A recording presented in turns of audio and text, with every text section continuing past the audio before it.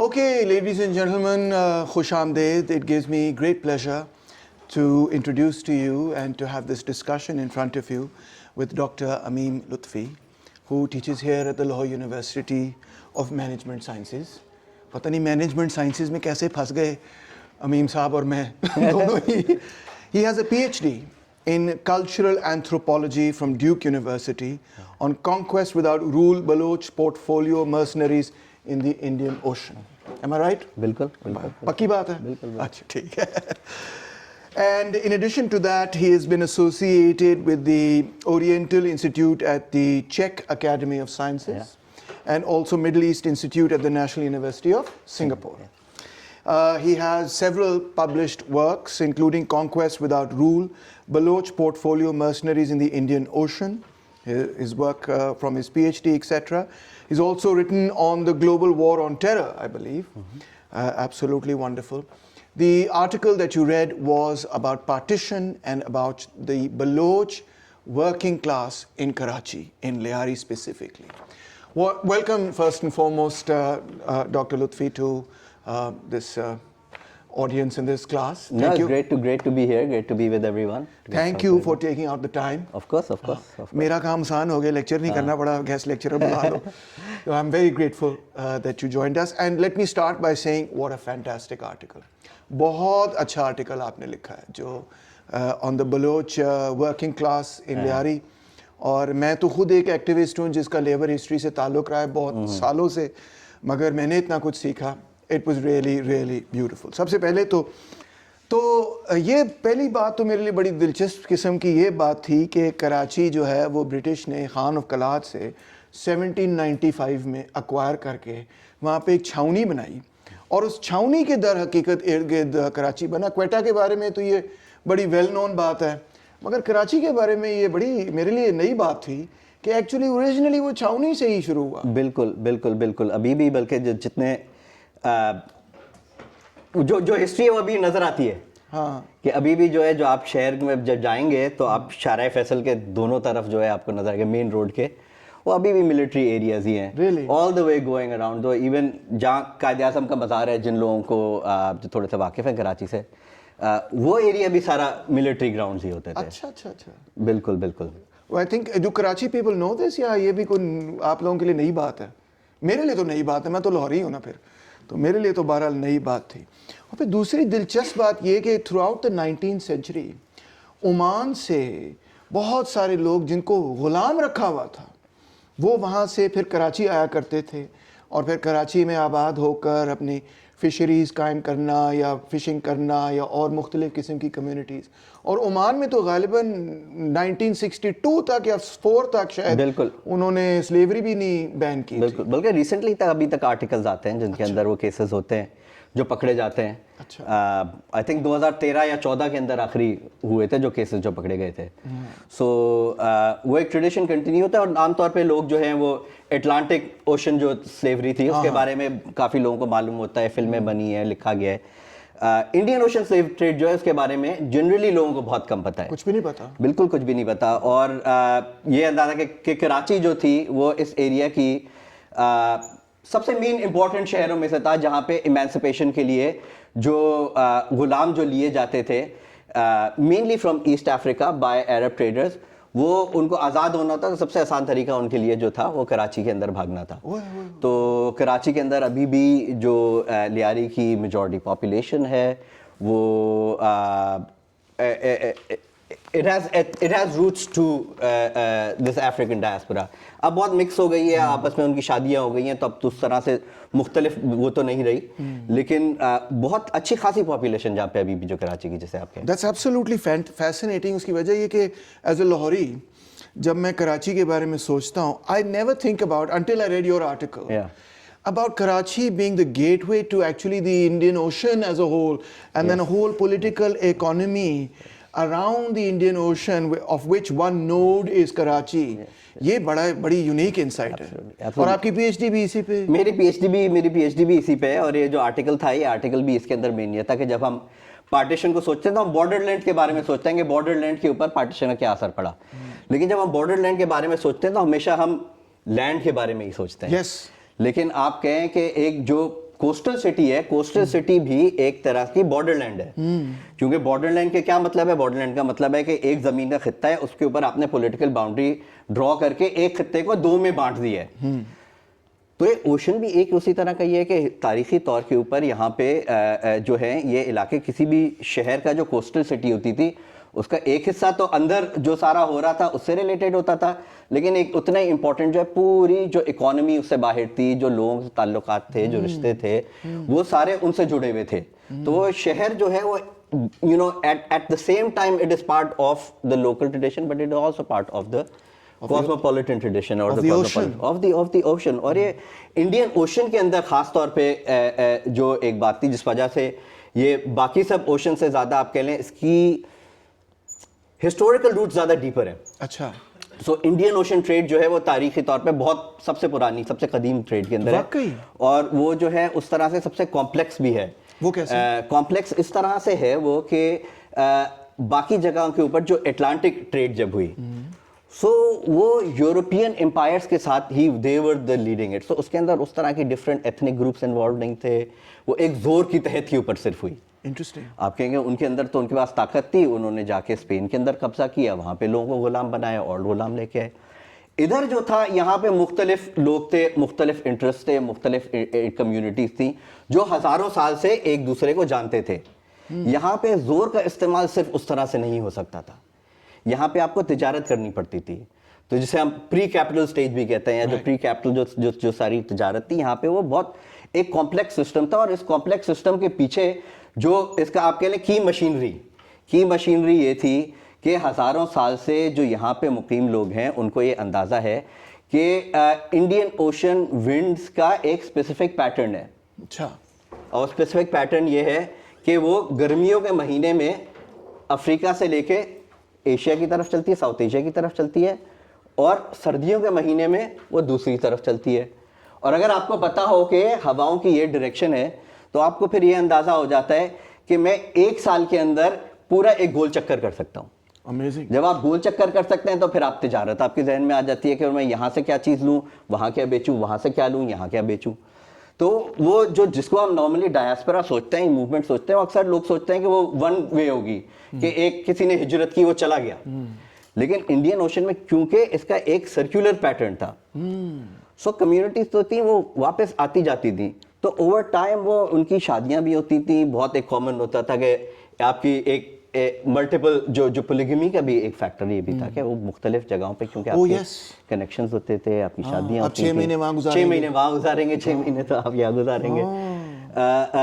सो वो एक पूरी इकोनॉमी थी जिसका एक कराची भी एक आप कह लें एक लेट हिस्सा था, एक ब्लूमिंग हिस्सा था। और ये लेकिन इसके आसपास ही बहुत सारे शहर थे जो कभी कुछ एक शहर इंपॉर्टेंट होता था, कभी एक शहर इंपॉर्टेंट होता था, कभी एक शहर इंपॉर्टेंट होता था। सो वो एक बड़ी एक उसकी यूनिक एक इंपॉर्टेंट हिस्ट्री है जो खास तौर पे क्योंकि हम नेशनलिज्म के बारे में सोचते हैं, नेशन के बारे में सोचते हैं, तो ये वाली सारी हिस्ट्रीज जो है उससे आप कह लें एक किस्म से खारिज हो जाती हैं। अब इनकी रिस्पॉन्सिबिलिटी कौन लेगा ना इन हिस्ट्रीज की? जो वहाँ वाले लोग हैं वो कहते हैं ये हमारी नहीं है, यहाँ वाले कहते हैं ये हमारी नहीं है। अमेजिंग। इसमें और कौन से अहम शहर थे या नोड्स थे या पोर्ट्स थे इस पूरी इंडियन ओशन पॉलिटिकल इकोनॉमी में? सो अगर हम एक अगर टाइम पीरियड से बात करें कि हम कहें कि जो इसका एक जो बूम जो आता है वो 16th सेंचुरी के बाद से ना, सो 16th सेंचुरी के बाद से वैसे तो 12th सेंचुरी से बाकी शुरू होता है, लेकिन 16th सेंचुरी के बाद से एक बूम आता है। उसके अंदर जो मेन शहर इन्वॉल्व थे वो इस गुजरात कोस्ट लाइन के ऊपर जो काठियावाड़ वाले रीजन थे, उधर बहुत जूनागढ़ जो एक बहुत इंपॉर्टेंट ट्रेड साइट थी। सो उसके आप 3 से मेन आपके लिए एक ये गुजरात वाली साइड बहुत इंपॉर्टेंट थी, एक फिर मिडिल ईस्ट के अंदर गल्फ के अंदर जो है ओमान बहुत इंपॉर्टेंट था, और तीसरा जो सबसे इसका अहम हिस्सा था वो ईस्ट अफ्रीका था। और टैंजानिया वगैरह या किधर? टैंजानिया बिल्कुल, वो ईस्ट अफ्रीका जो था। और जो इकोनॉमिक सारी सोर्स थी वो मेनली वो थी रॉ मटेरियल जहाँ से आता था। अच्छा। वो सारी ईस्ट अफ्रीका थी। जो जहाँ से फाइनेंस का हब था वो गुजरात था। हाँ। तो सारा गुजराती जो ट्रेडर है वो यानी कि 12वीं सदी से डेवलप हो रहा है। बिल्कुल। और जो पॉलिटिकल आप जो सेंटर आप कह लें وہ مڈل ایسٹ تھا, وہ گلف تھا, ہاں وہ بیچ میں بھی تھا, وہ بیچ میں بھی تھا, وہ بیچ میں بھی تھا. تو ایک عمانی امپائر جو ہے, بڑے لوگوں کو عمانی امپائر کا بھی اندازہ نہیں ہوتا, کیونکہ عام طور پہ جب ہم ایک اسلامی امپائر کے بارے میں سوچتے ہیں, ہم سوچتے ہیں یہ پری کولونیل امپائر. لیکن عمانی امپائر کی ایک یونیک بات یہ تھی کہ وہ پورچوگیز امپائر سے ساتھ ساتھ ہی بڑا ہوا تھا, کو ٹیمپرس تھا اس سے.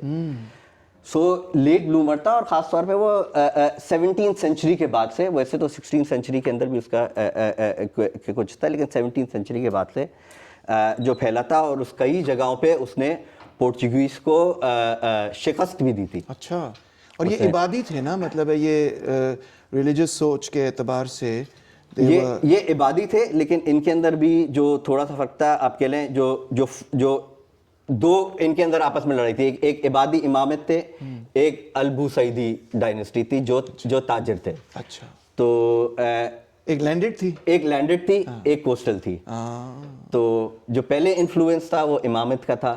پھر جیسے جیسے یہ آپ کہہ لیں جو تجارت کا وہ والیوم بڑھنے لگا, ان کے اوپر زیادہ ریسورسز آنے لگے. اس سے مجھے ایک اور خیال یہ بھی آتا ہے, for this amazing research you done, کہ وہ جو تصور ہے کہ جی اگر انڈیا میں برٹش نہ آتے تو کیپٹلزم نہ ڈیولپ ہوتا, تو آپ کی جو یہ تحقیق ہے ایسے تو بالکل وہ ثابت ہوتا ہے کہ already in fact at least proto capitalism in terms of trade وہ آلریڈی تھا. ایبسلیوٹلی بالکل. اور اس میں میرا اپنا کام, لیکن ہمارے جو اور دوست ساتھی جو انڈین اوشن کے اوپر ریسرچ کرتے ہیں, ان میں ہمارے ایک دوست ہیں فہد بشارہ, ان کا بہت زبردست کام ہے کانٹریکٹس کے اوپر. تو اس میں وہ شو کرتے ہیں کہ ایون جو آپ ایک کیپٹلزم کہہ لیں فارورڈ کانٹریکٹس, اور کانٹریکٹس کے اوپر آپ نے فردر اسپیکولیشن کر کے ان کی ویلیو چینج ہونا. بالکل.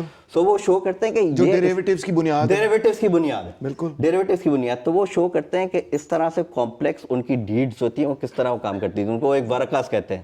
تو وہ کہتے ہیں کہ یہاں پہ جو تھا کہ اگر کسی کو کوئی تاجر اگر ایسٹ افریقہ میں اس نے کوئی چیز خریدنی ہے, اس کے پاس کیش شارٹیج ہے, تو وہ اپنی زمین کو گروی وہاں پہ رکھوا کے گجرات میں وہ یہاں پہ وہ لون لے سکتا تھا. اور کہہ رہا تھا وہ انسٹرومنٹ اس طرح سے وہ اوور ٹائم اس کی کمپلیکسٹی بڑھی کہ ایک تاجر کا نام جس کی آپ کہہ لیں ریپوٹیشن اچھی تھی, اس کا اگر 1000 روپے کا بھی اگر کریڈٹ ہوتا وہ بکتا زیادہ کہ تھا. تو ڈیریویٹیوز کی چونکہ آپ کو پتا تھا کہ یہ اسٹیبل آدمی ہے, یہ دے دے گا مجھے پیسے سے اور کانفیڈنس ہے. اور وہ کہتا تھا کہ یہ جنریشنز سے چلتے رہے یہ ڈیٹس. اور فیسینیٹنگ بات اس میں یہ ہے کہ یہ جو پولیٹیکل اکانومی ہے جس میں کریڈٹ بھی چل رہا ہے, جس کے اندر فارورڈز بھی چل رہے ہیں کہ ٹھیک ہے آئندہ دے لیں گے, اور آئندہ اس کی ویلیو اوپر نیچے جائے گی, اس کے حساب سے ہم یوں کر لیں گے. دس از کراس ریلیجیس, مطلب ہے گجراتیز جو ہیں وہ تو مسلمان نہیں ہیں, بیچ میں مسلمان ہیں, ادھر افریکنز ہیں. بالکل اس پہ کچھ روشنی ڈالیں. بالکل اس میں بالکل اس کے اندر جو ہے آپ کہہ لیں گجراتی ہندو ٹریڈرز بہت انوالو تھے, آرمینین کرسچنز بہت انوالو تھے. آرمینین کرسچنز جو ہے, اب یہ بالکل جو یہ تاریخ جو ہے اب یہ ہمیں یاد نہیں رہتی, لیکن انڈیا کے اندر بہت بڑی ایک آبادی پائی جاتی تھی آرمینینز کی. کراچی کے اندر آرمینین چرچ پائی جاتے تھے. جوئش ٹریڈرز وہ بھی انڈیا کے اندر کراچی میں ان کی ایک آبادی پائی جاتی تھی, ان کی ایک کالونی ہوتی تھی. سو یہ سارے مختلف گروپس جو تھے یہ سب ایک ساتھ اکٹھے انوالو تھے. اور اس کے اندر انٹرسٹنگ بات ہے کہ جو کانٹریکٹس کی لینگویج ہوتی تھی, جو ایک آرگیومنٹ لوگ یہ بھی کرتے ہیں کہ کہ اسلام پھیلا کس طرح, تو اس کے اندر ایک آرگیومنٹ یہ ہے کہ اسلام پھیلنے کی مین وجوہات میں سے یہ تھی کہ اس نے اس ایریا کو ایک کانٹریکٹس کی لینگویج دی تھی. سو لیگل بیسس تھا. اور ادھر کون حنفی لا چلتا تھا؟ یہ حنفی لا چلتا تھا. اور جس کے اندر اس کی بیسس کے اوپر یعنی آپ اگر ایک آرمینین اور ایک ہندو ٹریڈر بھی آپس میں اگر کانٹریکٹ کرتے تھے وہ بھی اس پہ کر وہ اسی کے اوپر کرتے تھے. تو مداربہ کانٹریکٹس ہوتے تھے جس کے اندر اس کے اندر بھی کہ آپ نے جو وہ ہے کیپٹلسٹ ہے اس کا کیا شیئر ہوگا, جو ورکنگ پارٹنر ہے اس کا کیا شیئر ہوگا. تو اس طرح کے کمپلیکس پارٹنرشپ اگریمنٹس بھی جو تھے وہ بھی ورکڈ آؤٹ ہوئے تھے. آج کل یہ ٹرمز جو اسلامک بینکنگ والوں نے بڑی ٹیک اپ کی ہوئی, وہ کہتے ہیں بھائی ہماری بینکنگ بڑی اسلامی ہے, کیونکہ وہ ٹرمز وہ استعمال کرتے ہیں. تو کیا یہی وجہ تھی ڈاکٹر امیم کہ 36 تک کراچی جو ہے وہ بامبے پریزیڈنسی کے ساتھ جڑا ہوا تھا, بیکاز ایکچولی انڈین اوشن کی پولیٹیکل اکانومی جڑی ہوئی تھی بالکل اس پورے سسٹم میں. بالکل یہی مین وجوہات میں سے یہ ہے. لیکن دوسری اس کی جو لوگ کرٹیک بھی کرتے ہیں کہ اس کو کہ برٹش کا ایک کچھ شہروں کے اندر وہ اپنا ڈائریکٹ فیڈرل رول لانا چاہ رہے تھے, تو ایک اس کے اندر وہ بھی انفلوئنس تھا. لیکن بالکل بامبے پریزیڈنسی والی بات یہ سچ ہے, کیونکہ جس طرح بامبے سے آپ کہہ لیں برٹش اپنی باقی امپائر کو رول کرتے تھے. ٹھیک ہے. اور کچھ مورخ کا جس کے اندر سے امپیریل کنیکشنز ایک کتاب, بہت اچھی کتاب ہے, نام میں آتھر کا بھی ذہن سے نکل رہا ہے, ان کا آرگیومنٹ یہ ہے کہ بامبے جو تھا وہ لنڈن سے زیادہ امپورٹنٹ تھا برٹش امپائر کی ایکسپینشن کے لیے. وہ کیوں؟ کیونکہ جو زیادہ تر ایکسپینشن ہوتی ہے برٹش امپائر کی بھی, وہ آپ کہہ لیں لیٹ 19 سینچری میں ہوتی ہے, اور ساری ایکسپینشن جو ہوتی ہے اس کا بیسس بنتا ہے لیبر ساؤتھ ایشیا کا. یہ آرگومنٹ انڈین مارکسسٹ نے بھی بہت فارورڈ کی ہے کہ جو سارا انڈسٹریل ریولوشن ہے اس کا سرپلس تو سب سے پہلے یا ادھر سے جنریٹ ہوا ہے یا بنگال سے ہوا ہے یا ادھر سے ہوا ہے. ایبسلیوٹلی. اس لیے ایک جو ڈیبیٹ بھی جو ہوتی ہے جو نیشنلزم کے بارے میں, کہ کچھ لوگوں کا یہ کہ بجائے آپ نیشن کا حصہ مانگنے کے آپ کہتے تھے ہم تو امپائر کا حصہ ہیں, آپ تو ہمیں اس کا حصہ دیں سارا, کہ بجائے ہمیں صرف یہ دینے کا آپ نے بھی جو وہاں اپنے جو محلیں بنائے ہیں, آپ نے جو روڈ بنائی ہے, اس میں ایک ہمارا حصہ بھی ہے, ہمارا خون پسینہ بھی ہے. بلکہ آپ پھر بتاتے ہیں کہ جو مکرانی بلوچ تھے, they joined with the Maheshwaris, the Kutchis and other indigenous Baloch groups to form the working classes of the city. یعنی یہ بھی ایک قسم کا میلٹنگ پاٹ ہی تھا. بالکل بالکل بالکل. یہ سارے ان کوسٹل سٹیز کی ایک خصوصی پہچان ہے یہ, کہ ان کے اندر یہ مختلف کمیونٹیز جو ہیں وہ ایک ساتھ پائی جاتی ہیں. انٹرسٹنگ. اور یہ اوریجنل, یعنی کہ اگر ہم کراچی کے بارے میں سوچیں تو اوریجنل جو کراچی کی ورکنگ کلاس تھی وہ بیسکلی بلوچ تھی. وہ بیسکلی بلوچ تھے. یہ تھا بھی جو تھا خانف قلات کا حصہ تھا, یہ جو سندھ کی حکومت کا حصہ نہیں تھا, اس سے پہلے یہ بلوچستان یہاں تو تالپور سے سندھ میں, یہاں پہ تالپور تھے جو خود بھی بلوچ تھے, اور وہ خود بھی بلوچ تھے, 200 سال سے وہ خود بھی کر رہے تھے, but a separate state from the Khan of Kalat. Separate state from Khan of Kalat. تو آپ لکھتے ہیں کہ by the 1940s they were also working for Gujarati speaking, Parsi and Sindhi Hindu mercantile class that was common to all Indian Ocean entrepreneurs. اور ان میں کوئی جھگڑا نہیں تھا کہ وہ تم ہندو میں مسلمان یہ وہ فلاں فلوں؟ جھگڑے بالکل ہوتے تھے, وہ تو کوئی بھی لوگ ساتھ رہتے ہیں, آپ ڈفرینس کے ساتھ ایک رہنے کا ایک مطلب ہوتا ہے, لیکن وہ جھگڑے اس طرح سے اسٹیٹ کے اوپر, سسٹمز کے اوپر اس طرح سے وہ میپڈ آن نہیں تھے. اچھا. تو وہ آپس میں لوکل لیول پہ جھگڑے ہوتے تھے, وہ سالو بھی ہو جاتے تھے. وہ یہ نہیں تھا کہ وہ آپ کہہ لیں کہ وہ اسٹیٹ پاور سے وہ اس طرح سے ڈفرینشیٹڈ تھے. اب آتے ہیں جناب ہمارے اصل مدعے کی طرف جو کہ پارٹیشن ہے, کہ how then does partition affect all of this. آپ نے اس پہ کافی لکھا ہے اور آپ کہتے ہیں کہ it was the beginning of a process of nationalization of disparate peoples. یہ ایکسپلین کریں لوگوں کو کیسے نیشنلائز کیا جاتا ہے. یہ تو سنا ہے میں نے کہ شوگر ملز کو نیشنلائز کر دیا جائے, اس سے کیا مراد ہے؟ بالکل. اب آپ کہہ لیں کہ جیسے اگر یہ جو میں نے پہلے آپ کو بتایا تھا کہ ایک پاپولیشن ہے جو سال کے 6 مہینے یہاں رہتی ہے, 6 مہینے وہاں رہتی ہے, ان کے لیے تو الگ سوال ہے کہ میں کس ملک کا حصہ ہوں. پہلے تو آپ جب ممالک نہیں تھے, نیشنلزم نہیں تھی, تب تو آپ کے لیے سوال امپورٹنٹ نہیں تھا. آپ کہتے تھے یہاں پہ کہتے تھے میں یہاں ہوں, وہاں کہتے ہیں وہاں ہوں. پھر جب دور آ گیا کہ آپ کو پاسپورٹ چاہیے, آپ کو سٹیزن شپ چاہیے, آپ کو اپنی ایک نیشنل آئیڈینٹی ایکسپریس کرنی ہے, اب آپ نے کہا کہ اب مجھے ان دونوں میں سے ایک کوئی چوز کرنا ہی پڑے گا. ٹھیک ہے. اور آپ جب آپ چوز کرتے ہیں تو اس کے اندر پھر جو یہ ساری جو نیشنلزم کی ڈیبیٹ آ جاتی ہے کہ آپ نے یہ سائڈ چوز کی, آپ نے وہ سائڈ چوز کی. اینڈ پھر آپ جب آپ چوز کرتے بھی ہیں تو پہلے آپ کہہ لیں جس طرح کوئی آبادی ہے جن کے کچھ حصہ یہاں پہ, کچھ حصہ اس ملک میں, کچھ حصہ ایک ملک میں, وہ سب مل کے ایک سوسائٹی بناتے ہیں. اب اگر وہ ایک ہی حصہ رہ گیا, جو ایک ہی ملک میں رہ گیا, وہ پھر ایک ایتھنک مائنورٹی بھی بن گئی اور وہ کٹ بھی گیا. ہم نے اکثر یہ تو سنا, دیکھیں کہ پنجابی اس طرف کٹ گئے, کچھ اس طرف رہ گئے, پشتون اس طرف کٹ گئے, کچھ اس طرف رہ گئے, کچھ ایران میں, بلوچستان میں, مگر یہ ہمیشہ ہم لینڈ کے پوائنٹ آف ویو میں سوچتے ہیں. اب آپ نے وہی تصور جو ہے وہ سمندر میں جو لکیریں کھینچی ہیں, بالکل اس کے نتیجے میں لوگوں نے کہا کہ آپ یہاں تو یہاں ہو یا وہاں پہ, یا ادھر یا ادھر. بالکل ایبسلیٹلی. تو آپ یہ لکھتے ہیں کہ these people were to be assimilated into a hazy model of the ideal citizen from whose construction they were themselves excluded.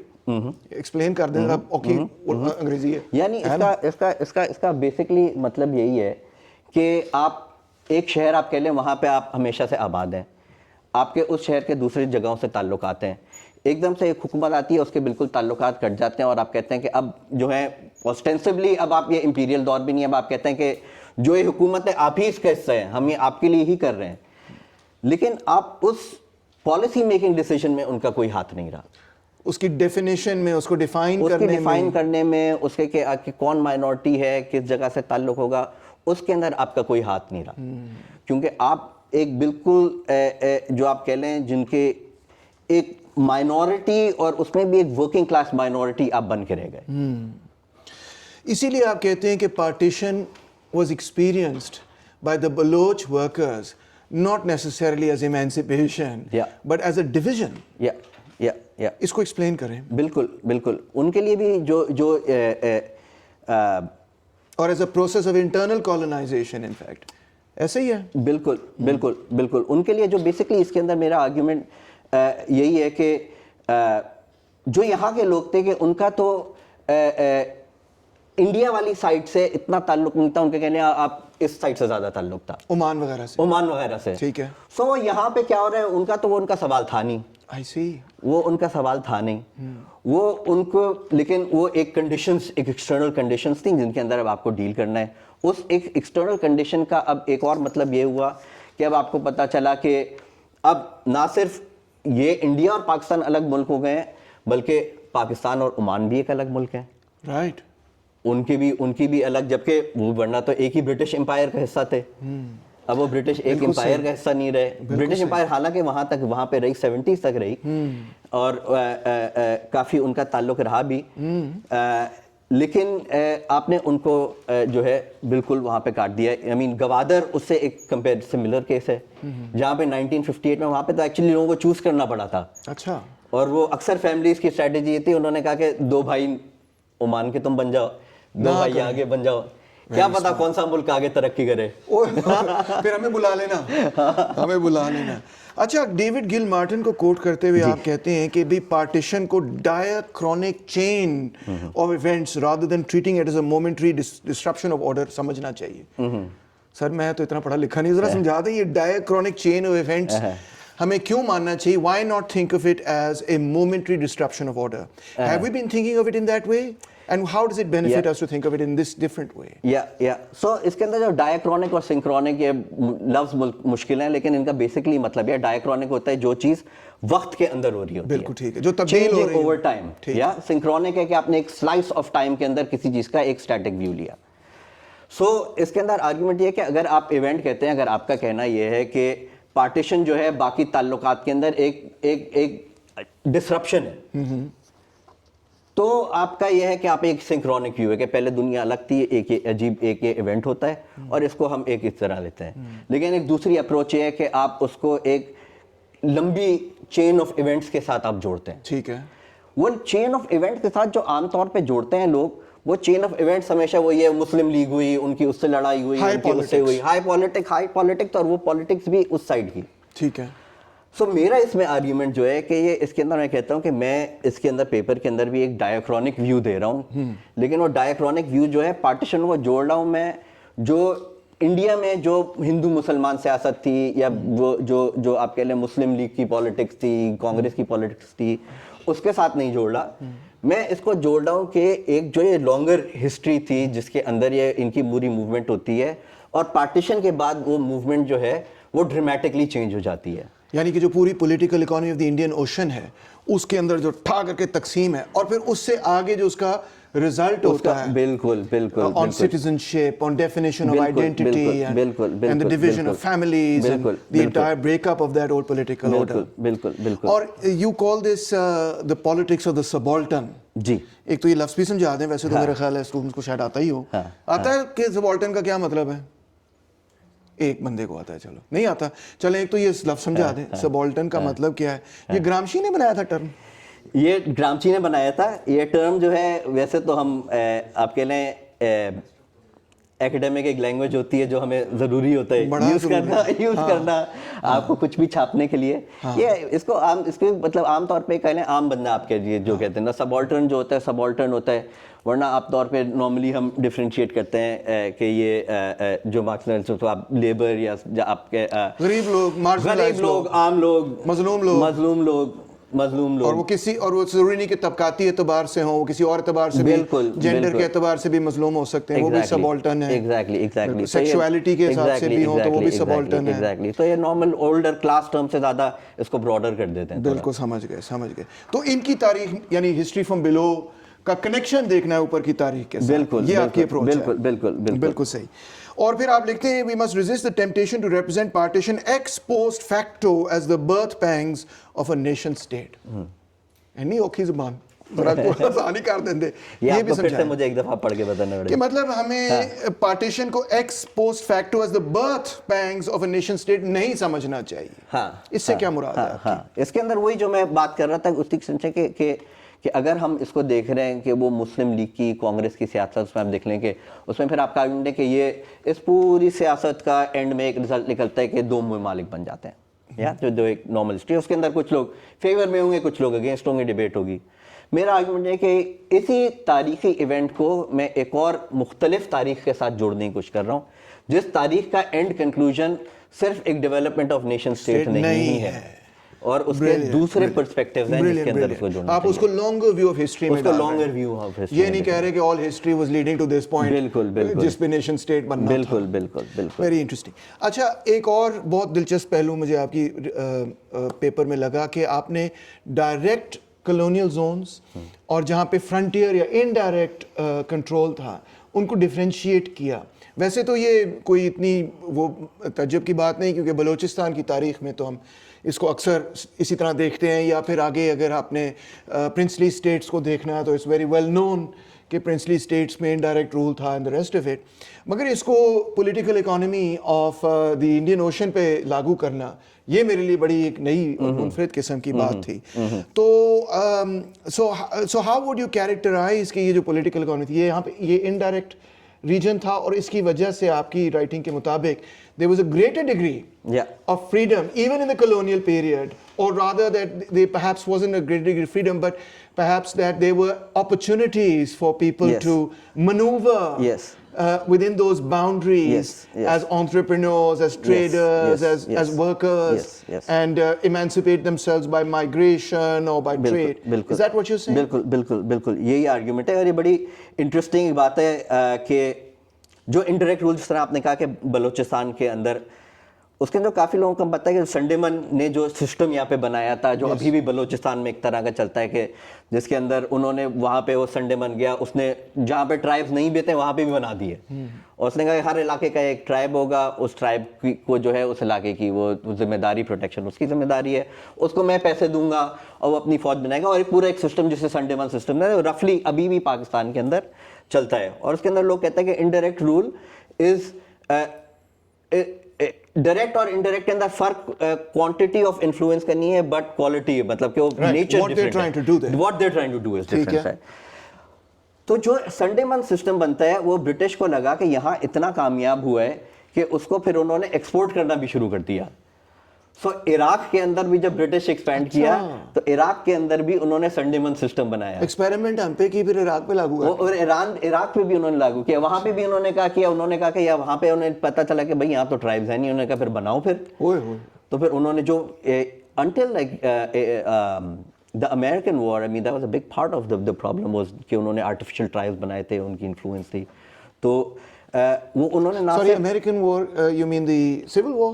نہیں سوری, میں یہ جو عراق پہ جو انہوں نے قبضہ کیا تھا یہ والی امریکن, اچھا وار آن ٹیرر والی نا, تو اس وقت تک اس کا انفلوئنس چل رہا تھا. لیکن یہ ایکسپورٹ انہوں نے جو یہاں پہ انڈائریکٹ رول لگایا وہ الگ جگہ بھی ایکسپورٹ کرنے لگے. تو عراق میں نے کہا اسی طرح انہوں نے گلف کے اندر بھی ایکسپورٹ کرنے لگا. گلف کے اندر انہوں نے جو ڈیل کی ان سے, اور یہ ساری چیزیں جو ہے نا انٹرسٹنگ یہ ہے کہ ابھی تک کس طرح امپورٹنٹ رہتی ہیں نا. گلف میں انہوں نے ڈیل کی ہے, گلف والوں سے کہا کہ تم پہلے جو تھے کچھ بلوچ سولجر کو لے کے آتے تھے, کوئی یہاں سے لے کے آتے تھے, یہاں سے لے کے آتے تھے, تم پہلے بھی باہر سے لے کے آتے تھے, ان کے لینے کی بجائے اب ہمارے پاس بڑی نیول شپس ہیں, تم ہم سے پروٹیکشن لے لو. تو انہوں نے ان کے ساتھ جو ڈیل کی تھی, انہوں نے ان کے ساتھ ڈیل کی تھی کہ ملک کے اندر جو ہمارے لوگ ہوں گے ان کی حفاظت تمہاری ذمہ داری, باہر سے تم پہ کوئی حملہ ہوتا ہے وہ ہماری ذمہ داری. اور امریکن امپائر نے بالکل جہاں سے برٹش نے سلسلہ توڑا تھا وہیں سے انہوں نے شروع کیا. ایگزیکٹلی جہاں پہ برٹش نیول شپس موجود تھی آج وہیں پہ امریکن 5th فلیٹ کھڑی ہوئی ہے. اور وہی اگریمنٹ اسینشلی ابھی بھی گلف ڈیل کے ساتھ چل رہا ہے. آئی مین ہوپ ہے اب جو دنیا تبدیل ہو رہی ہے کہ ان لوگوں کو بھی کچھ اللہ میاں عقل کے ناخون دے کہ اور اپنی سوچو کچھ اپنی اور کچھ لوگوں کا سوچو. لیکن وہ سسٹم جو ہے کہ ان کا کہ انڈائریکٹ رول والا وہ گلف کے اندر وہ آج بھی کام کر رہا ہے. اچھا پارٹیشن پہ واپس آتے ہیں. یہ جو آپ نے تصور دیا بڑا انٹرسٹنگ پروٹیکشن کا, the state as a protection racket, let's سے اس پہ واپس آئیں گے. بٹ فار دا مومنٹ آپ نے ایک بڑی کنٹروورشل بات کی ہے, اسٹوڈنٹس بڑے ناراض ہیں آپ سے, انہوں نے پڑھی یہ بات آپ کی اور وہ کہہ رہے ہیں کہ آپ نے لکھا ہے partition was experienced as colonization by many of the Baloch. Partition greatly weakened their strategies of accessing resources across these regimes of power. مجھے بڑا دکھ ہوا ہے سن کے. اس کی وجہ میں بچوں کو بھی کہانی سنا چکا ہوں کہ میں بچپن میں باہر جاتا تھا کہ جب وہ جھنڈیاں گر رہی ہوتی تھیں میں ان کو کلیکٹ کرتا تھا. مجھے بڑا فخر تھا کہ ہم آزاد ہوئے برٹش سے, کالونائزیشن ختم ہوئی. مگر آپ نے تو بالکل الٹ کر دیا اس کو. اس کو ایکسپلین کریں پلیز. جو ہم پہلے بھی ساری بات کر رہے تھے کہ اگر آپ کی ایک کسی اور آپ سرکٹس میں جڑے ہوئے ہیں, آپ کے انٹرسٹ ہی کہیں اور ہے, آپ کے تعلقات ہی کسی اور حصے میں, پھر ایک دم سے ایک پولیٹیکل ایونٹ ہوتا ہے جو فورس آپ کے اوپر مسلط کی جاتی ہے, وہ صرف نہ صرف فورس مسلط کی جاتی ہے, وہ آپ سے کہتی ہے کہ اب آپ کی انٹرنل آئیڈینٹی بھی اب آپ بدلیں. اب نہ صرف یہ کہ آپ تعلق وہاں سے ختم کریں, آپ دل سے بھی اندر سے آپ کہیں کہ یار میں پاکستانی ہوں. حالانکہ آپ کی پوری اوشینک دنیا کے ساتھ وابستگی رہی ہے, آپ کی دنیا ہی الگ تھی, آپ کی تو تعلقات ہی بالکل مختلف تھے. آپ کہہ لیں کہ ان کا عرب ممالک سے زیادہ جوڑ تھا. اور ان لوگوں کے لیے آپ سوچیں بھی نا کہ اگر آپ مکران کے اندر ہے, ایون ان کراچی, اب تو آسان ہے ہم جا سکتے ہیں روڈوں سے, لیکن آپ پرانے زمانے میں سوچیں تو یہاں سے اوپر کسی بھی جگہ جانا, دہلی کی طرف جانا کراچی سے, وہ بڑا لمبا مشکل راستہ تھا. لیکن کراچی سے مسقط جانا بہت آسان تھا. وہ بہت آسان تھا. وہ آپ 2-3 دن میں بھی پہنچ سکتے تھے. یہ بہت لمبا راستہ تھا. بالکل صحیح, بالکل صحیح. آپ کہتے ہیں کہ ابھی چٹھا صاحب آئے ہوئے تھے پچھلی کلاس میں, تو انہوں نے کہا کہ لاہور میں تقریباً 70-80% جو پراپرٹیز تھیں وہ نان مسلمس کی ہوا کرتی تھیں, اور پھر یہاں پہ لوٹ مار شروع ہو گئی کہ ایویکیوئی پراپرٹی جو ہے وہ ہمارے قابو میں آ جائے, اس کے قابو میں چلی جائے, نقلی پیپرز اور یہ وہ. ان کے بقول آج تک وہ کیسز جو ہیں وہ پڑے ہوئے ہیں, کوئی ہائی کورٹ میں, کوئی سپریم کورٹ میں, کوئی ادھر کورٹ میں, کوئی ادھر کورٹ میں. مگر آپ نے بھی لکھا ہے Karachi lost about half of its pre partition population with the departure of its Hindu and Jain residents. اور پھر اس کے مقابلے میں مہاجر آئے جو کہ اوبویسلی انڈیا سے آ رہے تھے. Half of the population. اور اس میں جو میرا ایک آرگیومنٹ ہے کہ یہ جو پاپولیشن ریپلیسمنٹ تھی یہ آئیڈینٹیکل پاپولیشن ریپلیسمنٹ نہیں تھی. اچھا, آئیڈینٹیکل اس طرح سے نہیں تھی. جو خاص طور پہ ہندو پاپولیشن جو گئی تھی وہ تھے کیپٹلسٹ کلاسز, صحیح, جن کے پاس ریسورسز تھیں, بگ بزنس مین تھے, ان کے پاس بہت پیسہ تھا. جو انڈیا سے مہاجر کلاسز آتی ہیں وہ زیادہ تر ہوتی ہیں ورکنگ اینڈ مڈل کلاسز. وہ غریب لوگ تھے. وہ تو غریب لوگ تھے. وہ تو جو ایک ورنہ آپ پہلے کہ نا پرانا ایک سسٹم ایک لیئرڈ بنا ہوتا کہ گجراتی ٹریڈر سے, پھر اس کے نیچے یہ بلوچ جو تھے یہ مزدور تھے, یہ فشرمین تھے, یہ شپ کیپٹن تھے, کچھ اس کے اوپر جو تھے انگریز وہ بنے ہوئے تھے. تو ایک لیئرڈ سسٹم تھا. اب آپ نے اس کے ایک جو امپورٹنٹ حصہ تھا وہ آپ نے پورا نکال دیا. اب آپ کے اوور نائٹ وہ غائب ہو گیا. اور ایک جو نیا حصہ آیا وہ اس کا آپ کے ساتھ کمپلیمنٹری ریلیشن شپ نیسسرلی نہیں تھا, اس کا آپ کے ساتھ کمپٹیشن کا ریلیشن شپ تھا. اور اسی نے پھر آئیڈینٹی کی لڑائی بھی, جھگڑا بھی شروع کیا. اسی نے پھر آئیڈینٹی کا, کیونکہ پھر ایک ہی نوکریوں کے لیے لڑ رہے تھے. پہلے تو وہ تو نوکری دینے والے تھے, آپ نوکری کرنے والے تھے, اب دونوں نوکری لینے والے ہو گئے. اور اس سے کافی ساری اسکل بھی گئی ہوگی اوبویسلی, کیونکہ اگر وہ سارا ٹریڈ مینیج کرنے والے لوگ چلے گئے تو اوور نائٹ وہ ٹریڈ بھی سارا کافی متاثر ہوا ہوگا, کریپسی ہو گیا ہوگا. بالکل بالکل بالکل بالکل بالکل. وہ ساری جو ایفیکٹس آتے ہیں اور آپ کے والیوم آف ٹریڈ جو ہے وہ ایک دم سے آپ کا کم ہو جاتا ہے. एम्प्लॉयमेंट आपकी उन एरियाज़ में, पोर्ट एरियाज़ में कम हो जाती है। फिर एक बहुत बड़ा चेंज जो आता है जो 80s वगैरह जब कंटेनराइजेशन पूरी होती है, इससे पूरी इकोनॉमी पोर्ट की तकरीबन ख़त्म हो जाती है। अच्छा। Which is also the time जो ये एरिया जो मैं पहले जिक्र कर रहा था, लियारी वगैरह का एरिया गैंग्स की हवाले से बहुत मशहूर है जी। उसके अंदर भी एक बड़ा हिस्सा ये है कि वो कंटेनराइजेशन जब ख़त्म होती है, एक लेबर इकोनॉमी, आपकी जो लेबर पॉलिटिक्स पूरी ख़त्म हो जाती है, उसकी वजह से फिर इस तरफ लोग आना फिर शुरू। लियारी की लेबर पॉलिटिक्स पे आपने खूब लिखा है, और were you inspired by Kamran Asghar Ali in writing some of this? मेरे एडवाइजर थे कामरान साहब। अच्छा, I was reading Kamran Asghar Ali in your paper, तो ओके, तो समझ गया मैं। आप कहते हैं कि उनके लिए तो ऐसा था, दो तीन मुझे आपकी फ्रेजेस बड़े पसंद आए। एक तो मुझे फ्रेज बड़ा पसंद आया कि लियारी एक किस्म का ब्लैक होल था, जिसमें से रात को जो है ना लेबर गायब हो जाती थी और फिर सुबह एक तरह से वो अपेयर कर जाती थी। वो आपने लिखा है, you call it a wasteland out of which labor would magically appear each morning. Beautiful imagery. But the British treated Liari as a black hole into which the working classes of Karachi disappeared every night after continuing their sweat and toil to constructing the budding metropolis. क्या देखो, ये तो शायरी है भाई, ये तो social science आप समझ रहे हैं, मुझे तो शायरी लग रही थी। इसके अंदर मुझे थोड़ा सा ये ऐड करना पड़ेगा कि पेपर को ऑथर था, और ये वाली ज़बान खुसूसन तौर पे जो है ये मेरे को ऑथर की है, वो बहुत अदीम सोहेल, वो भी एक एंथ्रोपोलॉजिस्ट होते हैं। उनका मेन काम लियारी के ऊपर, मेरा सारा कॉस्मोपॉलिटन उसके ऊपर है, तो उनका काम मेन लियारी के ऊपर था। और मुझे बड़ा अच्छा लगा, अगर आप क्रेडिट नहीं, ये ह्यूमिलिटी से पता नहीं है तो बहरहाल, मगर मुझे बड़ा अच्छा लगा आपके उस आर्टिकल में लिखा, Muslim and Hindu Christian residents of Lyari shared communal water taps. फिर आपने लिखा कि वहाँ पे जो मज़दूरों की तहरीकें थीं, उसके अक्सर लीडर जो होते थे वो सिंधी हिंदू कॉमरेड्स होते थे, और उनके दरमियान फिर आपने लिखा कि नारायण दास बिस्ला एक प्रोमिनेंट लेबर लीडर थे, उनको आज भी याद किया जाता है कि भाई वो बंदा बड़ा ग्रेट सी। पंजाबी इतनी याद करते होंगे मगर वो बंदा बड़ा ग्रेट था। मतलब है कि आपको कम्युनल टेंशन वो वाली नहीं नज़र आती, जो कि एक तरह से सैडली या 80s के बाद सैडली कराची का एक हॉलमार्क सा ही बन गया फिर। बिल्कुल बिल्कुल बिल्कुल। इनके अंदर जो ये यानी आपके लिए टेंशन थी, लेकिन वो टेंशन कम्युनल लाइंस पे नहीं थी, कम्युनल लाइंस, क्लास लाइंस पे, क्लास लाइंस के ऊपर थी। इसी में आप लिखते हैं, शामिल करते हैं कि dedicated communists who emerged as community leaders in Lyari were also celebrated Bloch nationalists. यानी क्लास और नेशन कुछ हद तक एक दूसरे के ऊपर ग्राफ्ट हुआ था। इस पे भी कुछ रोशनी डालें। बिल्कुल, कि इसके अंदर जो मुख्तलिफ कम्युनिटी, जिस तरह बलोच कम्युनिटी थी, जिस तरह मैंने जिक्र किया था कि वो लार्जली वर्किंग क्लास थी, लेकिन उसका ये मतलब नहीं है जो मैंने कहा था कि वो एथनिक पॉलिटिक्स के अंदर आते थे। उन्होंने इस despite this fact there was a lot of working with other groups, जो इसके अंदर जो मैंने और जिक्र भी किया है कि इंडिया से बहुत सारी जो वर्किंग क्लास आई थी, उसमें काफ़ी लोग थे जिनको लेफ्ट की पॉलिटिक्स का पहले से एक्सपीरियंस भी था।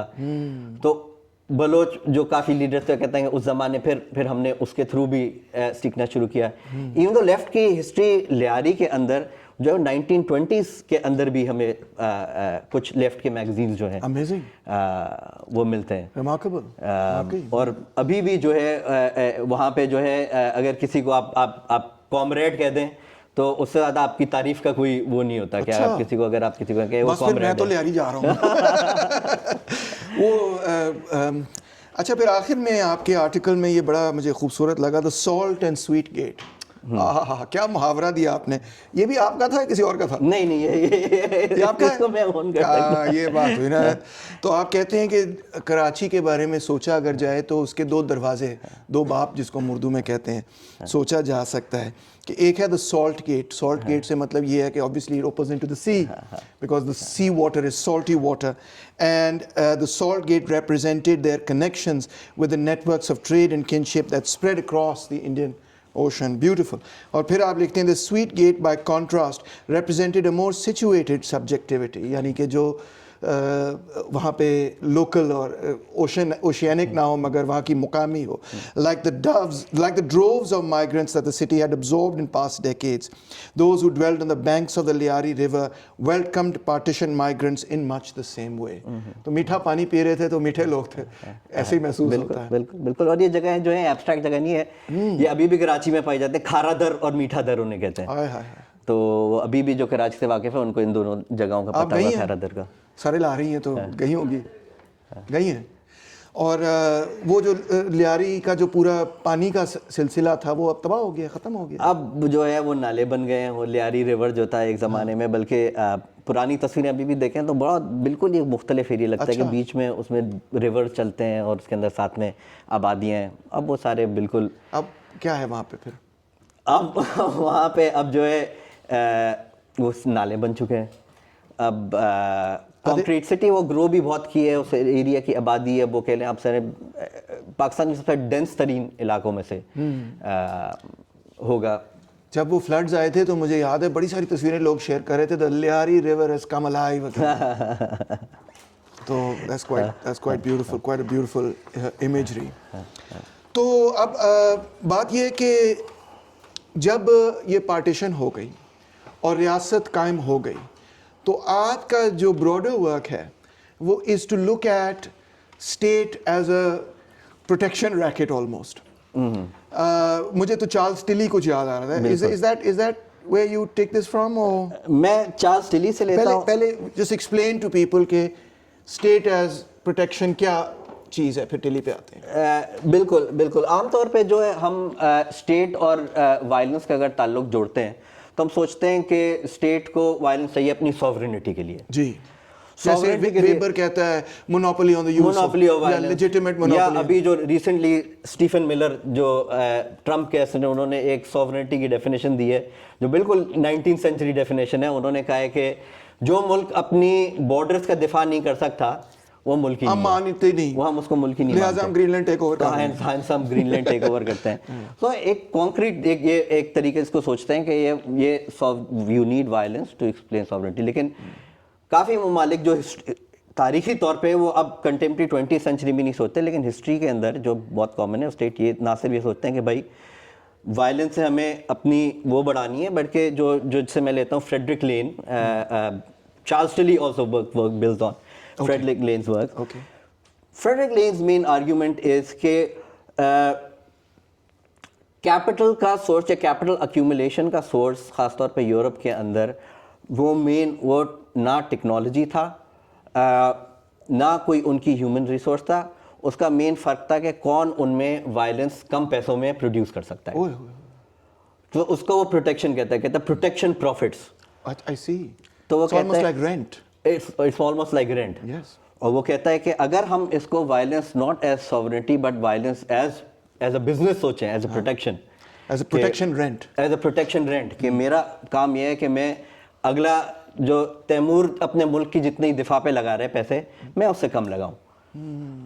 اور اس کے اب لگانے کے طریقے کیا ہیں؟ اب اس کا ایک طریقہ یہ ہے کہ میں تیمور کے اوپر بمباری شروع کر دوں, تو تیمور کو اپنی اور فوجوں کے اوپر پیسے خرچ کرنے پڑیں گے, میرا منافع بڑھ سکتا ہے. میرا ایک دوسرا طریقہ یہ ہو سکتا ہے میں کہوں کہ یار بجائے میں اپنی فوج کے مجھے سستے میں کسی اور سے پروٹیکشن لے لوں, میں کسی امپیریل پروٹیکشن کے اس میں آ جاؤں, تو آؤٹ سورس کر دوں. تو یہ آپ کو وائلنس کو ایک تھوڑے اور فلیکسیبل طریقے سے سوچنے کا موقع دیتا ہے یہ والی اسٹیٹ وائلنس کو. اور مارکیٹ اور وائلنس کا تعلق جو ہے وہ جو سوچنے کے اندر آپ کو تھوڑی اور فوکس میں لے آتا ہے کہ کیپٹل اور وائلنس کا ایگزیکٹلی تعلق کیا تھا, اور وہ وائلنس کی پروڈکشن کے اندر پروفٹس کے کیا موٹیوز تھے. I see. ہم تو کیپٹلزم کو بڑا بیباسزم سسٹم سمجھتے ہیں کہ بھائی اس میں وائلنس نہیں ہوتی بٹ ٹروڈ ہوتا رہتا ہے. تو آپ نے کہا کہ ایکچولی اس کی پوری foundation he is a sort of rent economy based on violence in the name of protection. بالکل. تو یہ پروٹیکشن کا جو سارا سلسلہ ہے پھر یہ ایک ریکٹ ہی ہوا یا واقعی کو پروٹیکشن ہے یا کیا سی چیز؟ بالکل. یہ جو اس کے اندر جو شروع جب ہوتی ہے, جو پہلے میں ہم نے کیا تھا کہ انڈین اوشن کی ایک بڑی رچ اکانومی تھی, وہاں پہ مسلمان بھی تھے, آرمینینز بھی تھے, یہ سارے تھے. پر یہ سلسلہ کب ختم ہونا شروع ہوتا ہے کہ پورچوگیز آتے ہیں. پورچوگیز کہتے ہیں کہ یہاں پہ تو کوئی اس پورے سمندر کے حصے میں تو کوئی بادشاہ ہی نہیں ہے, یہاں پہ تو آرڈر ہی نہیں ہے, یہاں پہ تو کسی کا بھی تھرو چل رہا ہے. تو کہتے ہیں ہم یہاں پہ ایک نظام لگائیں گے کہ کسی کو بھی اگر یہاں سے تجارت کرنی ہے اس کو ہم سے ایک پاس لینا ہوگا, جو کارٹیز سسٹم جو کہتے ہیں. اور کہتے ہیں جس کے پاس یہ پاس نہیں ہوگا وہ پھر لیجٹمیٹ ہے کہ ہم اس کے اوپر بمباری کریں, اس کو ہم پکڑ لیں, اس کا سارا ہم وہ لے لیں. دادا گیری ہوئی. اور نہ صرف ہم خود کریں, وہ کہتے ہیں کہ اپنی پرائیویٹ کمپنیوں کو کہتے ہیں کہ تم کسی بھی شپ کو پکڑ لو, اگر اس کے پاس نہیں ہوا تو جو مال ہے سارا وہ تمہارا, اس کا ایک حصہ ہمیں دو, باقی حصہ تم رکھ لو, جسے پرائیویٹیئرنگ کہتے ہیں, جو پائریسی ہے. اچھا اب مزے کی بات یہ ہے کہ اب سننے میں آ رہا ہے کہ یہ پرائیویٹیئرنگ لائسنس ٹرمپ میں ری ایشو ان وینیزویلا, کیونکہ کہ پرائیویٹ کمپنیاں کہ وینیزویلا سے کوئی بھی تیل لے کے جا رہے ہیں, آپ اس پہ حملہ کریں اور ان کے پاس اگر ان کے پاس وہ پراپر پیپر ورک نہیں ہے, ہم سے اجازت نہیں ہے تو کچھ حصہ آپ خود رکھیں. انہوں نے اٹھا لی تھی, وہ شپ اٹھا لی پوری, اور ٹرمپ نے بڑے خوشی سے کہا کہ میں تو شپ بھی رکھوں گا اور میں تیل بھی رکھوں گا.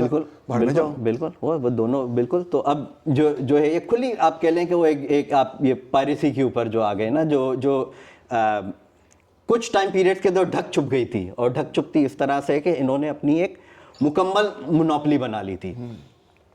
جو چارلز ٹیلی کا بھی آرگیومنٹ ہے, چارلز ٹیلی بیسکلی وہ آرگیومنٹ یہ کرتے ہیں کہ سب سے سستی ملک یہ کہ حکومتیں یہ ریلائز کرتی ہیں کہ سب سے سستا طریقہ پروٹیکشن بنانے کا یہ ہے کہ ہم اس کی مونوپلی بنا لیں, کہ ہم کسی اور کو اجازت نہیں نہ دیں, ہم مارکیٹ سے کسی اور سب کو نکال دیں. تو یہ سب سے اچھا طریقہ ہے مونوپلی بنانے کا. لیکن وہ مونوپلی وہ صرف ایک 20th سینچری کے اندر کچھ حصے کے لیے وہ قائم کر پاتے ہیں, جس حصے کے اندر ہمیں لگتا ہے کہ اب یہ مارکیٹ اب صرف ملکوں کے پاس ہے اور لوگوں کے پاس نہیں ہے, جبکہ وہ ہوتی اس ساری چیز کی پورے بیکنگ جو ہے وہ امریکن ملٹری امبریلا جو 800 بیسز بناتے ہیں وہی آپ کو سپلائی دے رہے ہیں, وہی آپ پہ نظر رکھ رہے ہیں, وہی آپ کو سارا سسٹم چلا رہے ہیں. اب جو میرا اندازہ ہے کہ کنٹمپری دنیا کے اندر جو آپ post global war on terror world جسے آپ کہہ لیں, وہ مونوپلی ان کی کچھ ٹوٹتی جا رہی ہے. تو وہ ٹوٹتی جا رہی ہے تو جو یہ مارکیٹ والے عناصر ہیں وہ ہمیں پھر سے نظر آنے لگے ہیں کہ اب صرف یہ سوال نہیں ہے کہ مجھے اپنی ملک کا ہر صورتحال میں دفاع کرنا ہے, لیکن وہ اکنامک کویشچن بھی کہ میں نے بم مارنا ہے تو کتنے کا مارنا ہے, اس کا دفاع کرنا ہے تو کتنے کا دفاع کرنا ہے. وہ سوال اب زیادہ امپورٹنٹ ہوتے جا رہے ہیں. پرائیویٹ ملٹریز کی ایک پھر سے رائز ہو رہی ہے دنیا بھر کے اندر. وہ پرائیویٹ کمپنیاں جو ہیں, ایک بڑا جو امریکن وار جو یہ عراق کے اندر کا ہم نے ذکر کیا تھا, وہ اپنی جب پیک کے اوپر تھی تو وہاں پہ امریکن سپاہی کم تھے, پرائیویٹ کمپنیوں کے زیادہ تھے. پرائیویٹ کمپنیوں کے زیادہ تھے. اس میں بلیک واٹر, اور اس کے اندر پھر سے جو ذکر اب کرتے ہیں کہ جب برٹش امپائر ایکسپینڈ ہوئی تھی تو سارے یہاں سے لیبر لے کے گئے تھے. عراق کے اندر جو تھی اس میں لیبر کا بہت بڑا حصہ نیپالی گورکھا سے, جو نیپال سے ان گورکھاؤں کو وہاں پہ لے کے آئے ہوئے تھے. میں تو نیپال گیا ہوں, میں نے وہاں اس پہ تھوڑی سی تحقیق کی تھی. بالکل, آپ نے وہ دیکھا کہ ان کے کس طرح کے ٹیوشن سینٹر اور ان کا کتنا بڑا فینومنا ہے ابھی تک. بہت بڑا فینومنا ہے وہ ابھی تک وہاں پہ. اچھا, میرے ذہن میں ایک سوال آ رہا ہے اور شاید اسٹوڈنٹس کے ذہن میں بھی ہو. جین زی ہیں آپ لوگ, جین زی اسٹوڈنٹس بیٹھے ہیں تو ہم they've grown up, I haven't but you have, on Taylor Swift, جس میں دنیا بڑی اچھی نظر آتی ہے. یا وہ کون سی دوسری آرٹسٹ ہے جو وزرڈ آف آز ٹائپ والے اس میں وکٹ میں آتی ہے, کیا نام ہے اس کا, کیٹی پیری نہیں یار, وہ کیا ہے, وہ جو بڑا اچھے ووکلسٹ ہے, نہیں ہے یہ گرانڈے. ہاں, ہم تو اتنے سافٹ اور پیار محبت والے گانے سن کے بڑے ہوئے ہیں. یہ آپ سوشل اگلے دن چٹھا صاحب آئے ہوئے تھے, انہوں نے تو سارا چٹھا ہی جو ہے نا وہ صاف کر دیا آپ کہہ لیں. تو آج آپ آئے ہوئے ہیں کہ ہم اگلے دن اسٹوڈنٹس میرے سے 2 لیکچر سن چکے ہیں, حمزہ الوی اور عاصم سجاد اختر پہ. یار ہم بڑے ڈپریسنگ بلیک قسم کے لوگ نہیں ہیں جو سوشل سائنٹسٹ ہیں, بڑی ڈپریسنگ. آپ کو لگا ہے کچھ محسوس ہوا؟ بڑے خواب توڑنے والے لوگ ہیں ہم. کوئی چین سے بیٹھے نہ, کوئی یہ نہ کہے کہ دنیا میں بڑا امن و امان ہے, let's go have a good time. جو خبر آپ سناتے ہیں اتنی ڈپریسنگ خبر ہوتی ہے, کیا چکر ہے یہ؟ کیا واقعی دنیا ایسی ہے یا ہمارا کوئی مسئلہ ہے؟ یہ ایک بات تک میں اتفاق کرتا ہوں کہ ہمیں جو ہے نا ایک بڑی انسانی فطرت کی چیز ہے کہ ہمیں لگتا ہے کہ جس مومنٹ میں ہم موجود ہیں نا یہ تاریخ کا سب سے اہم مومنٹ ہے. یہ ایک بڑا ایک نیچرل بائس ہے, نارسسزم ہے, نارسسزم آف دا سیلف ہے ایک قسم کا. لیکن یہ کہنے کے باوجود جو ابھی سب دنیا میں ہو رہا ہے بڑا مشکل ہے ابھی کہنا کہ یہ ایک کریٹیکل مومنٹ نہیں ہے, یا یہ کہنا کہ آپ پہ کہہ لیں کہ ایک پورا جو سسٹم بنا ہوا تھا 20th سینچری کے اندر وہ جتنا کمزور ابھی پڑا ہوا ہے اتنا کبھی بھی نہیں تھا. جو پوسٹ وار, جو سیکنڈ ورلڈ وار کے بعد جو سسٹم ہے. تو اگر اسپیکنگ آف کہ اگر کوئی light at the end of the tunnel ہے تو light at the end of the tunnel یہی ہے کہ آپ کہیں کہ بھائی کہ ایک امید کی کرن پھر جاگتی ہے کہ نہ صرف یہ اگر 20th سینچری والا آرڈر جو ہم نے پوری بات کی ہے, 20th سینچری کا آرڈر جو ہے وہ کھڑا ہوا تھا برٹش امپائر کے آرڈر کے اوپر, جو اٹ سیلف کھڑا ہوا تھا پورچوگیز اور اسپینش امپائر کے آرڈر کے اوپر. تو 16th سینچری سے لے کے 20th سینچری تک جسے ہم کولونیل پیریڈ کہتے ہیں یا ویسٹرائز کہتے ہیں, سو ایک میرے نزدیک کہ اس وقت کے دور کے اندر وہ جتنا ہوپ ہے کہ ہم اس کے بعد کی بھی کوئی دنیا دیکھ سکتے ہیں, وہ مجھے لگتا ہے کہ اس سے پہلے بڑے 20th سینچری کے اندر ایک یونیک مومنٹ ہے. ریئلی یہ دیکھیں جی آپٹیمسٹک بات ہو گئی, کچھ ٹیلر سوئفٹ بھی ہمیں نظر آ گئی, کچھ آریانہ گرانڈے بھی, کچھ خوشی کی خبر بھی آپ نے سنائی. سو یو ریئلی فیل کہ there is something just beyond the horizon which is a cause for hope. بالکل بالکل. جو خاص طور پہ چائنا نے جس طرح اس کا رائز ہوا ہے, کروڑوں لوگوں کی آبادی جو ہے مطلب بدترین کنڈیشنز کے اندر انہوں نے پاپولیشن کو ایلیویٹ کیا ہے, غربت سے نکالا ہے, ایک دنیا کو بالکل الگ ڈیولپمنٹ کا ماڈل دیا ہے. کہاں وہ پھنسے ہوئے تھے اوپیم کے اندر بری طرح سے, millions of people addicted to opium, the country carved century of humiliation. اور ایک جنریشن میں آپ دیکھیں, within one generation, آپ ایک جنریشن میں, یعنی یہ سب ایک ہوپ دیتی ہے کہ ہمیں لگتا ہے کہ ایک طرف تو ہمیں لگتا ہے یار یہ تو صدیوں کی میراث ہے, معذور ہیں ہم, لیکن پھر آپ کو اس طرح کی جب چیز ہوتی ہے کہ یہ چیزیں ایک جنریشن میں بھی بدل سکتی ہیں. I was reading another piece of data just the other day, just yesterday in fact, کہ ویتنام جب آزاد ہوا ہے تو وہاں پہ 80% پاورٹی تھی, 80%. ہم 33 پہ روتے ہیں, وہاں 80% غربت تھی, غربت کی لکیر سے نیچے 80% لوگ تھے. Naturally they had come out of 40 years of war and strife and struggle for independence and so on. اور اس وقت ویتنام میں پاورٹی ریٹ ہے 3%. مطلب ودن جسٹ میں 1975 میں پیدا ہوا ہوں, ویتنام بھی 1975 میں آزاد ہوا ہے, and with in my own life time they have completely changed the profile of that country.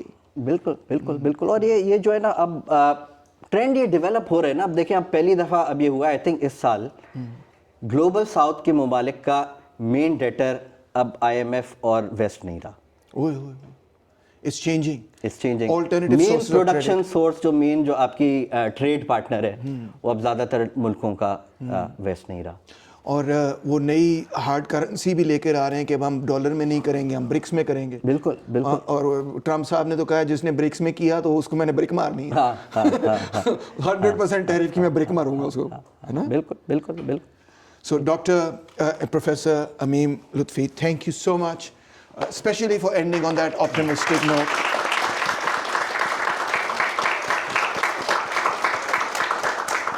It is truly a rare pleasure to talk to someone of your intellect and the kind of research you've done, especially into the political economy of the Indian Ocean, is absolutely remarkable. Thank you. This article itself is beautiful. ایک تو آپ کا مجھے جو اچھی بات لگی آپ کے ورک کے بارے میں کہ you come at it from these two really widely divergent points of views. On the one hand, you have this massive, as you called it, diachronic view of history, کہ آپ بڑے waves of history کو دیکھ رہے ہیں, 16ویں صدی سے لے کے اب تک فلاں ہو گیا. And on the other hand, you are giving so much attention to the everyday lives of the people who live in Lyari, کہ بھئی وہ ہوٹل میں جاتے تھے, چائے پیتے تھے, چائے کی پیالی کے اوپر پھر وہ کیا کرتے تھے, ان کی عورتیں کس طرح ایران جاتی تھیں, ایران سے پھر وہ کیا کیا چیزیں لے کر آتی تھیں, پھر ان کو بیچتی تھیں, پھر وہ بیچ کے اپنے بارے میں کیا کہتی تھیں, اپنے بچوں کو کیا سکھاتی تھیں. It's an absolute pleasure No, thank and you, honor thank to you, have thank to you, thank you so much. And, let's have a big round of applause. Thank you very much.